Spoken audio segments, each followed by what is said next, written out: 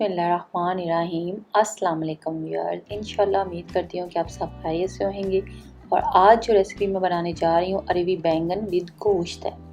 तो यहाँ पे सबसे पहले आप अरबी देख रहे हैं। इसको मैंने पीलर से पील कर स्किन उतार कर इसको मैंने बीच में कट डाले हैं और कट डालने के बाद नमक लगा कर मैंने 15 से 20 मिनट्स के लिए रखा था। और इसको अच्छे से मैंने कोई 3-4 पानी में वॉश कर इसको जिसका पानी था वो निकाल कर मैंने ऑयल में जैसा कि आप देखा फ्राई कर लिया कोई 10 से 12 मिनट्स के लिए मीडियम टू लो हीट पर।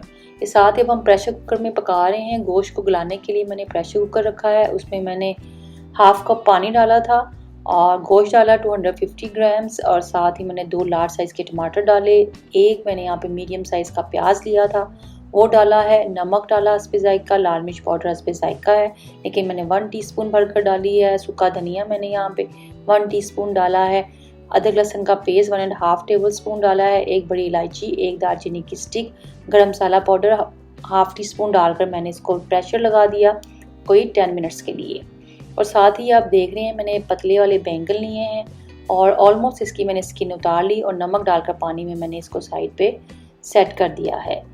और साथ ही अब हम प्रेशर कुकर को अपना टाइम जो मेरा तकरीबन 10 मिनट्स कंप्लीट हो चुके थे, मैंने इसको ओपन किया। इसकी हीट को ऑफ करके मैंने इसको ओपन किया था। तो अगेन मैंने इसकी हीट ऑन कर दी है। ये हाई टू मीडियम के बिटवीन है क्योंकि जो पानी रह गया है अब हमने इसको ड्राई करना है और उसकी अच्छे से भुनाई करनी है। इस टाइम पे मैं इसमें 1 cup cooking oil, canola oil डाल रही हूँ। आप जो कुकिंग ऑयल इस्तेमाल करते हैं वो इसमें आप डालें और इसको अच्छे से हम भूनेंगे ताकि ये अच्छे से जो प्याज और टमाटर है ये इसमें मिक्स हो जाएं और इसका ऑयल जो है टोटली सेपरेट हो जाए।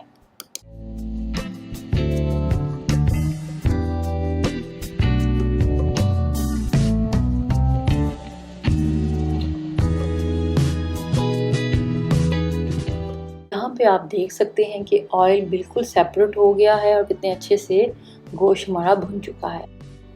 और अब हम इसमें ऐड करेंगे बैंगन जो हमने छील कर साइड पे रखे हुए हैं। बैंगन ऐड करेंगे। बैंगन ऐड करने के साथ ही मैंने इसमें अरबी जो हमने फ्राई की थी मैं इसमें आप देख रहे हैं बैंगन की जो डंडियाँ हैं वो मैंने सारी नहीं, सिर्फ 2 बैंगन की डंडियाँ मैंने वो भी डाल दी हैं क्योंकि इसमें भी बहुत ज़्यादा न्यूट्रिशंस होते हैं तो वो आप ज़रूर डाला करें 1-2 बैंगन के बीच में, सारे बैंगन की नहीं। तो यहाँ पे मैंने इसको मिक्स किया बैंगन डालने के बाद और फिर मैंने इसमें तकरीबन हाफ कप पानी डाला है। और पानी डालने के बाद इसमें मैंने एक स्मॉल साइज़ का मेरे पास टमाटर था वो भी मैं ऐड कर दूँगी कि टमाटर से जो हमारे बैंगन अरबी है इसका जायका बहुत मज़ेदार बनता है।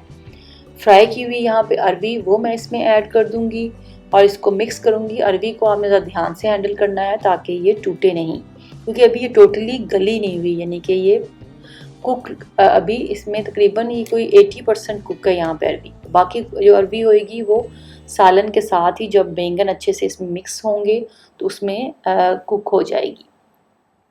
और अब मैंने इसको तकरीबन मीडियम टू लो हीट पे इसको रखा था। कोई 10 से कोई 15 मिनट्स लगे हैं इसको बिल्कुल इस कंडीशन में आने का, जैसे कि आप देख रहे हैं अच्छे से मिक्स होने में। यहाँ पे हरी मिर्चें ऐड की मैंने 3 और साथ हाफ टी स्पून गरम मसाला पाउडर यहाँ पे ऐड किया और इसको अच्छे से मिक्स किया। और लो हीट पे यहाँ पे मैंने इसको 5 से 6 मिनट्स के लिए रखा है। इसका ऑयल जो है यहाँ पे नज़र आने लग गया है और इस टाइम पे मैं हीट को इसकी जो फ्लेम है वो ऑफ़ कर दूँगी। और इसकी गार्निशिंग आप देख रहे हैं हरे धनिया से मैंने कर दी है। तो यहाँ पे माशाल्लाह से हमारा अरबी बैंगन गोश्त बड़ा मज़ेदार रेडी हो चुका है। आप ज़रूर ट्राई करें, इंशाल्लाह आपका अच्छा बनेगा। इसको सफ़ेद प्लेन राइस के साथ या फिर आप और तंदूरी रोटी के साथ सर्व करें और मुझे बताएं कि मेरी ये अरबी बैंगन गोश्त की रेसिपी आपको कैसी लगी। मुझे दुआओं में याद रखें। मेरे चैनल को सब्सक्राइब करते रहें, कमेंट दें, लाइक करें, फैमिली फ्रेंड में शेयर करें। आप सब अपना बहुत ख्याल रखें। Thanks for watching. अल्लाह हाफिज़।